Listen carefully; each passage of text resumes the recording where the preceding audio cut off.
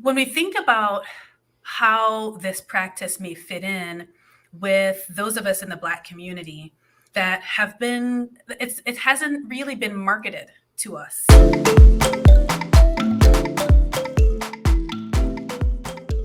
Whenever I think of the word mindfulness, the image that comes to my mind, the picture that always goes with the blog, is a woman who is in a yoga pose and kind of holding her hands in a kind of a prayer pose with her eyes closed. There were so many ways in which who mindfulness was for was not seen as folks who looked like us. I remember one of the first mindfulness retreats that I went to, I was asked to leave my purse at the door. And I don't know about you, but when I walk into unfamiliar places, I'm not leaving my purse by the door, right?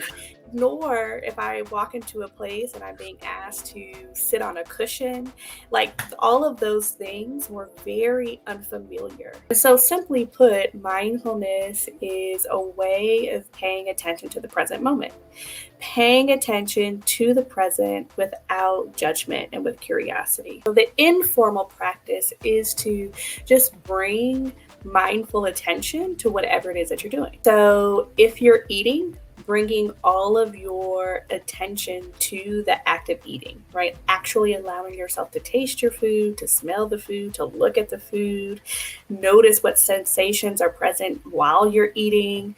It could be being mindful as you're talking on the phone, right? Like, let's think about how many times we're on the phone and we're multitasking, right? We're sending an email, we're watching TV, we're cooking dinner. So we can bring a mindful focus and attention to the things we are already doing.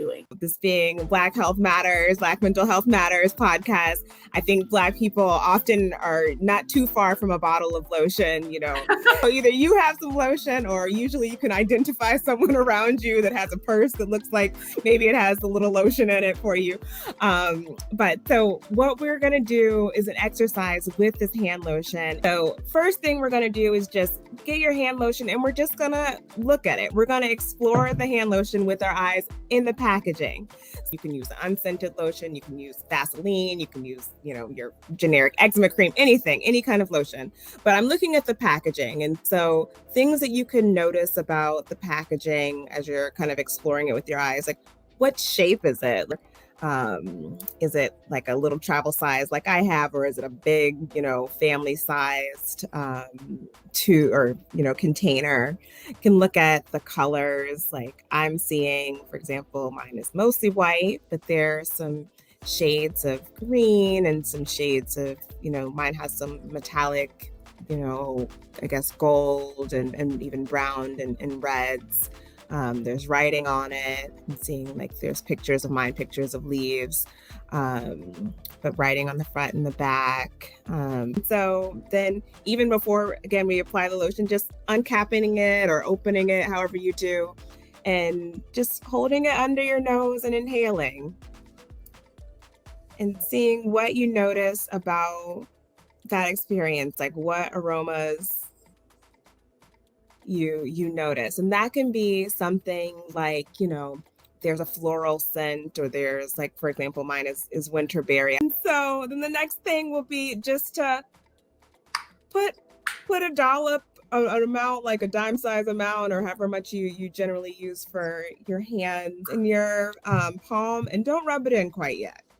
Or if you already did, that's okay, because we're gonna just don't rub it in any further. Yeah, and you can and so we're just gonna observe what it looks like in your hand. So some things that you can notice are like, what shape is it? Is it like maybe you had the kind that you had to scoop out like a dollop and put it in your palm? Maybe you're like me and you kind of squeeze it out in almost like an ice cream cone kind of cylinder. We may not have been calling it mindfulness, but every time we take that breath, every time we take that moment just to be still, every time we take that moment just to kind of put that lotion on, we're practicing mindfulness. And so I think it was more so about highlighting this practice that already exists in our communities and increasing our practice and connecting how this practice that we may already do is connected to all of these health benefits. That sounds a lot simpler than I think people kind of make it seem, because I think when we think of mindfulness, we're thinking about the formal, where we are Yes. setting aside time, which it seems like that's also useful for people who have the desire to do so, to set aside time to do it formally. Sometimes it's helpful just to take a step back and to do 2 minutes of deep breathing, or to put on your favorite song and to bring your full attention to your presence, to your favorite song. And then, but it's also about integrating mindfulness into the world that we're already in. So I guess in general, why should people even think about bringing their attention to the present? And So I think one of the primary benefits of mindfulness is improved health, and improved health holistically. So mindfulness has been associated with an array of outcomes. So it has been found to reduce the experience of stress. It's also been found to improve sleep, improve concentration, to improve blood pressure, to decrease risk for diabetes, to also improve our mental health. So there's research that supports that mindfulness can reduce depression, anxiety. And so I think one of the primary benefits, and at least the benefit that I often find myself most interested in as a psychologist, is the health benefits of mindfulness. So start by just kind of holding your hands up and kind of holding them in front of you. I don't want to block my camera, but kind of holding them in front of you, and just making a fist and opening your hand and alternating doing that. And again, as much as is comfortable to you, don't do anything that makes you uncomfortable. But if it feels okay, making a fist and then stretching your hands out, stretching the fingers out, and bringing awareness to the physical sensation in your hands and where you're feeling that stretch. So, for example, I'm feeling the stretch in like the length of my fingers. Like, you might notice that you're feeling it in your fingers, but do you feel it more in certain fingers than others? Do you feel it in all your fingers? Do you feel it in your palms, perhaps? It might even extend to like your forearms. And just seeing like how far, how much can you notice that you're feeling this movement?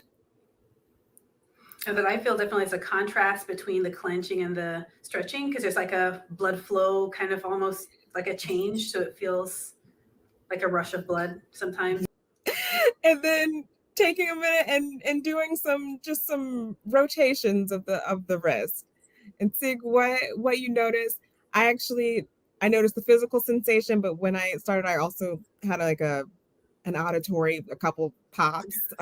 Maybe you heard something. The sound of age. Maybe you might have heard something like that. But yeah, like see. As my guest today, I have Z Clark, who is a Harvard MBA that went from leading teams at Fortune 500 companies and startups in Silicon Valley to teaching mindfulness and breath work to people of color. After experiencing a number of race-related challenges, from racial profiling and harassment by the police to microaggressions in the workplace, she realized that mindfulness and breath work were much more powerful outside of the yoga studio and in the context of our everyday lives. And I realized that the breath could actually have so much power over how I feel.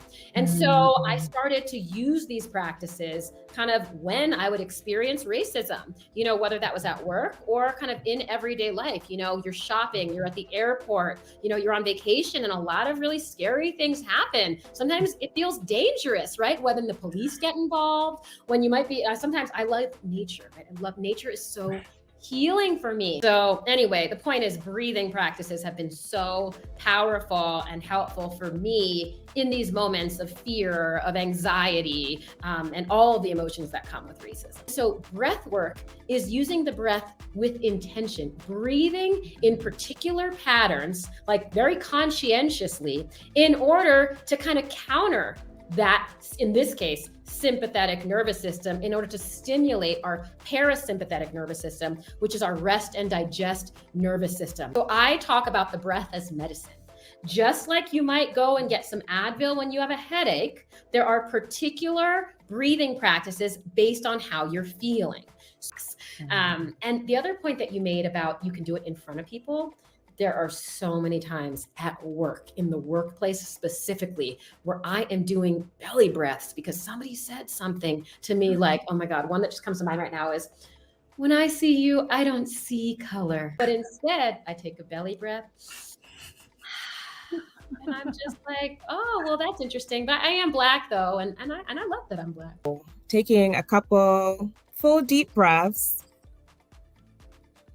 and thinking about whatever the scenario is that you kind of identified from before, and thinking about, is there anything that you can sense maybe in your body? Like, I know for myself, when I think about things like when I feel like I made a mistake, I have things sometimes, like even thinking about it, my heart kind of starts to feel like it's a little bit more accelerated, or I even maybe sometimes feel a bit more like hot or flushed or tingly. I thought, breath, the idea of breath has some significance in the Black community. Can you talk a little bit about how that might fit in for us? Yeah, just if I think about one of the reasons why the breath is the sort of go-to in a lot of mindfulness practices is because the breath is the thing that's always present with us, right? So if we think about mindfulness as a practice that allows us to kind of cue into the present moment, well, our breath is always there. It's the thing that always brings us back to the here and now. Is breathing something that we all do? And people say, well, take a deep breath. Well, I've tried taking a deep breath. It doesn't help. What is breath work, and how does it affect the body? Yeah. So you are so right. We all breathe every day. We breathe naturally. But you might notice that when things happen, your breathing patterns change. So, for example, let's say that you get stopped by the police, traffic stop, right? And you know that moment when you are waiting for them to come up to the side of your car? They make you wait it feels like a really long time. And in those moments, like my heart rate's like, oh, it's like beating so fast. And my breath gets a lot quicker and shorter, more, shallow breathing, right? And so that's our nervous system kind of kicking in there, particularly our sympathetic nervous system. So our sympathetic nervous system, our fight, flight, or freeze reaction, when we believe that we are under attack in some way, it could be emotionally, it could be physically. And then our sympathetic nervous system is doing that to our body, the heart rate, the fast breath. And so breath work is using the breath with intention, breathing in particular patterns, like very conscientiously, in order to kind of counter that, in this case, sympathetic nervous system, in order to stimulate our parasympathetic nervous system, which is our rest and digest nervous system. And so if you breathe in certain ways, it can allow you to calm down and just take a deep breath. If you just do that one time, that might not do it. If we think about the significance of the breath in the Black communities, I remember in one of my recent mindfulness projects, I was putting together some scripts or content for mindfulness practices. And like you said, there are so many practices that focus on just sort of noticing the breath, the temperature of the breath, the rise and fall of the chest or the abdomen. And I said, what does it mean to invite people to focus on the breath when we have the protest chants of "I can't breathe" in the background? And if we think about, especially for us as Black people living in this moment in time, what does that mean, right? To like hold space to honor our breath alongside the reality that so many of our community members, so many of our ancestors have literally had their breath cut short. And I think that's the significance of the breath. Like every time that we focus on the breath, we are actually connecting with a part of us that signals that we are still here, and we are honoring those from our communities who have had their breath cut short. Can you tell me a little bit more about the connection between mindfulness and self-compassion?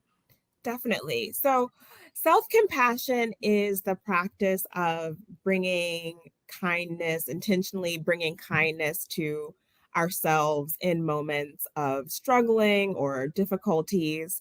And part of mindfulness has to do with being intentional and being able to, be present, but also accepting kind of what is, accepting what is happening. And so taking that first step of accepting that one is suffering or that one is struggling, that is the big piece of mindful where I see the big connection between mindfulness and self compassion. So being able to even be mindful that, like, for whatever reason, like I'm struggling, I'm suffering in this moment, and not making a whole lot of judgments about it and like running into like a narrative about it, but maybe I am, I made a mistake and I am, and it's hard for me to sit with that. It's hard for me to accept that. And so when we think about mindful self-compassion, there are kind of three steps or three components. And the first one being the mindfulness, which is,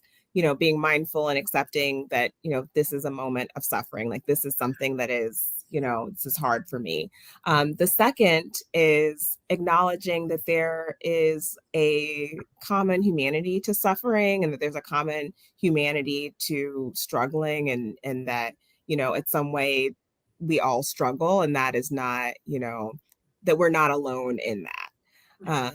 And then the third is kind of extending a wish to yourself or setting an intention to be kind to yourself. So setting the intention to invite kindness into this moment of struggle. And we definitely have an exercise that you can use, which we call as a self-compassion break. So starting off with acknowledging and Yes. connecting it as kind of in some ways normalizing that it's a human experience, and then going into being kind to yourself. Okay. They're simple but powerful. And it's a simple concept of being kind to yourself, which is one that I think there's a lot of misgivings or misconceptions in society about the idea of self-compassion. But in actuality, that's not what we really find. It's actually that, when you learn and are able to develop this practice of self-compassion, that you are a little bit less afraid of making mistakes. And that actually frees you up to try new things, to do things, to not be like paralyzed in like the fear of making a mistake or the fear of, basically doing something that might disappoint you or someone else. Yeah, I feel like it increases resilience, because then if I make a mistake, I can quickly self-correct without like wallowing in all the negativity and all the negative emotions. I can say, oh, made a mistake. Let's just bounce back, move forward. Everybody makes mistakes. That kind of thing. Yeah. Wow. And I feel like that also fosters compassion to other people, because then if someone else makes a mistake, I will be more likely to kind of lend that kind of compassion to them as well and say, oh, that's just how humanity is. A lot of people were like, you just quit, like you're not going to do anything. And I was like, I need to take care of myself. So I went to India. And I joke that I did the Black girl version of eat, pray, love. I was doing the yoga, and that's where I learned breath work. And I realized that the breath could actually have so much power over how I feel. And so I started to use these practices kind of when I would experience racism, whether that was at work or kind of in everyday life. You're shopping, you're at the airport, you're on vacation, and a lot of really scary things happen. Sometimes it feels dangerous, right? When the police get involved, when you might be, sometimes I love nature, right? I love nature is so healing for me. And so I'll go to places, and I have friends that'll be like, Black people don't hike, right? I grew up DC. I was like, Black people don't hike. And I find it so healing. And a lot of those places, there are no Black people. And sometimes things happen. Like one trip, somebody wrote "F-U," okay, the full word, on my car at an Airbnb mountain cabin. And I Oh, didn't know whether I should stay the night, right? Like that's yeah, scary yeah. out of nowhere. So anyway, the point is breathing practices have been so powerful and helpful for me in these moments of fear, of anxiety, and all the emotions that come with racism. I think particularly in anti-racism work, if we think about, folks who are trying to support different communities, it's important that they have the necessary emotional resources to engage in this work in a sustainable way.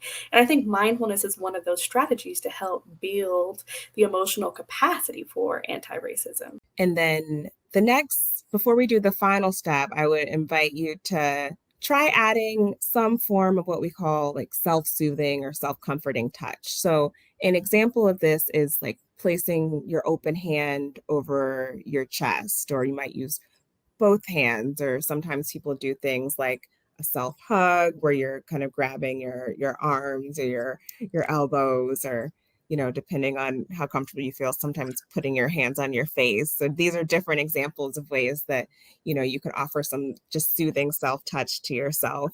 So it's not the same thing as like grabbing your head, like, oh, not the this is what I despair, usually do.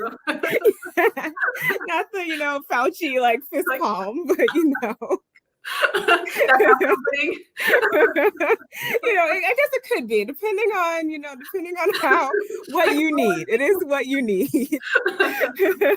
But offering some form of whatever felt like most soothing to you, and you'll probably have to experiment over time with what resonates most with you. Because it's not an excuse for putting up with racial injustice. It is a tool that you can use to fight racial injustice, but using all the problem solving skills that you have from thinking rationally before it spirals into a disorderly conduct charge. How can you kind of fight for yourself while all your systems are online? Because in that situation, I never saw the video, but it sounds like that's a situation where at that point, the idea of who's wrong and who's right got lost in all the behavior and the police and everybody in the whole class getting disrupted. And was there a better way to solve the problem of the professor kind of, making these demands? And if she had been able to kind of help to shift herself out of fight flight mode, she might have been able to come up with a different solution that may have been more effective than her having a charge with the police. Exactly. And so, Audre Lorde has a quote that is, what is it like? Self-care is not self-indulgence. It is self-preservation. Yes. And that is an act of political warfare. I think that's, for me, one of the things that distinguishes it, from just a relaxation exercise, which is what a lot of times we think it is, it's just something meant to relax us. And it's like not necessarily a relaxation exercise, but more of a practice that helps us to increase our capacity to hold different emotions and different experiences. Yeah. And to hold it in a different way than many of us have been socialized to hold it, right? The socialization message really is to keep it moving, right? Careful to note that in this context, accepting doesn't mean that you're saying that it's right or that you're condoning. For example, if maybe you're dealing with someone who did something that was, mean to you, or that was not, that was just not right for them to have done. Like, you're not accepting that it was right for them to do it. It's not saying that you deserve what they did. You're just saying, like, I am hurting right now. I'm accepting that in this moment, I'm having a hard moment. And then the next step is going into, like we said, acknowledging that there is a common humanity to suffering, and that in different times and in different ways, everyone does struggle. And that is not, it is not a judgment about you or your worth, but that everyone struggles and that you're not alone in suffering and struggling, but that this may be your moment. If a person wanted to do mindfulness, there's a lot of different ways that they can do it. And the idea of the breathing part of like, oh, I have to stop and take a deep breath, that's only one type. Exactly. But it's actually very accessible because you can do it throughout your everyday experience. You don't necessarily have to stop and put on yoga pants and like sit in a pose to do it. You can do it while you're eating, while you're cooking, this sort of thing, because it's about being present, about kind of shifting your attention to what you're doing without kind of letting your mind drift to the past, to the future, and that sort of thing. Fully participating in whatever you're doing in the moment, right? So for folks listening to the podcast, bringing their full focus of attention to the podcast, that would be an act of mindfulness. I want to leave you with a mantra that has just been so powerful for me, and it is this: today I choose me. Today I choose me. And especially when we're triggered, especially when we've had a hard day, you need to choose you. I know we have lots of responsibilities, especially as a Black woman, and you might feel this too. Like, everybody's relying on us. I'm like, when did I understand? Like, I can't keep taking care of. And then you know what is? I feel like I was like born with the instinct to take care of everybody else and not take care of myself. In my mind's eye, I can see like a collective process, like a collective healing process. Like, and I can visualize, folks kind of standing in a circle and to honor those that have lost their lives and kind of saying, let's do this and in a way, kind of do this mindfulness exercise. Let's pay attention to what it feels like for us to breathe in and out and just focus our attention on our own breath and the significance of it and how that could be both, like an introspective kind of thing. But you also use a phrase like holding space for it. And so I think it can be a kind of healing. As you mentioned, like this is one of the benefits of mindfulness is that it kind of helps with our mental health in that way.